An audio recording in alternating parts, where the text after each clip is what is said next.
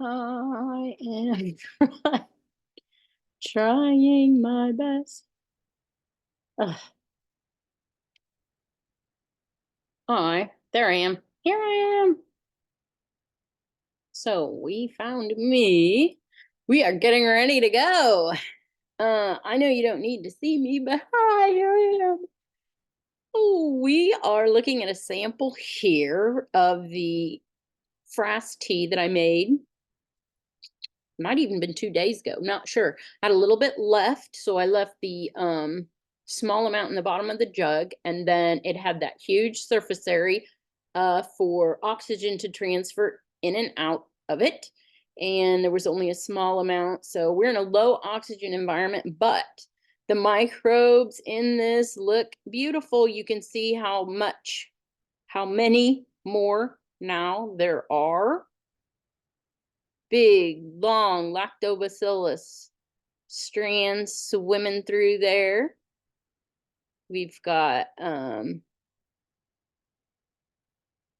my goodness, I think every shape of bacteria that you could ask for. I am zoomed here at 400 total.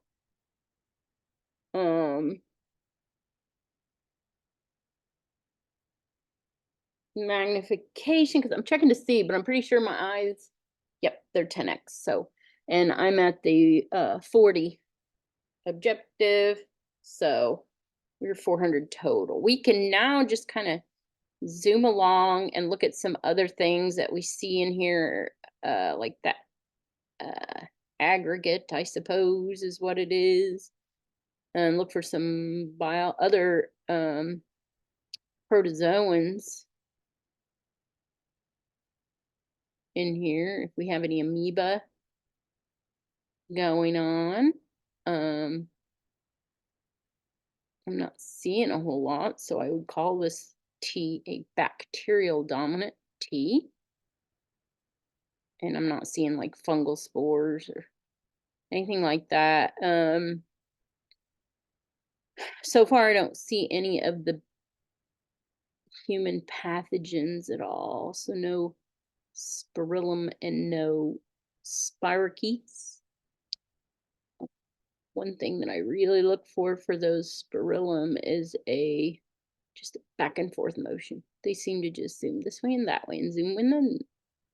And these kind of the undulated movements of a swimming, that's more of your bacillus. There's streptococci, cocci that you can see.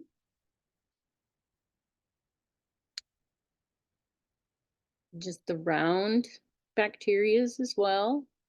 And then the different sizes indicate different species. So you're looking for like circle shapes, you're looking for oblong shapes.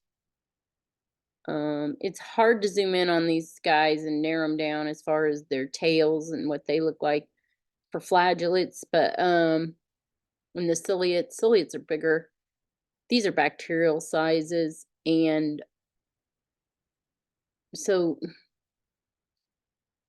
hard for me even to zoom in for you here on these larger guys kind of swimming through here. They move so fast, you really have a hard time zooming in on them because they're up and down throughout this water column, and it's hard to keep focused enough to find a tail, to know which, type of flagellates that they are. Mostly in this tea, there's bacterias though. I would have added some different food stocks if I wanted to promote my protozoans more. We added honey at this point for the bacteria.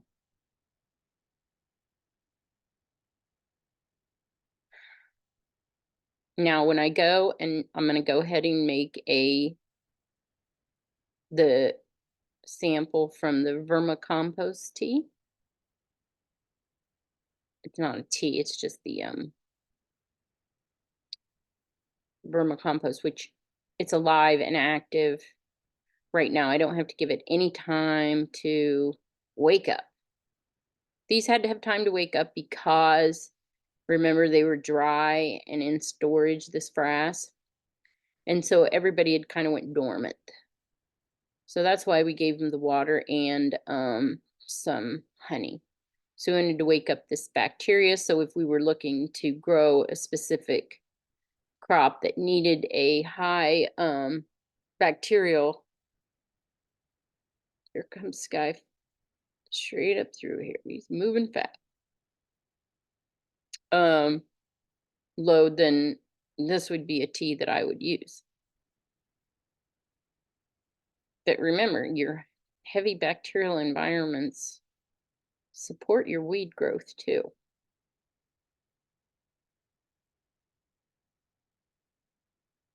Okay, well, we can definitely see an increase in our microbial diversity and just the amount of microbes. I hope that you can. From the last video we did, some of these things are just, I'm gonna say they're so cute. The two of them there, just zooming by and going through that water. So this is what I feed my house plants some.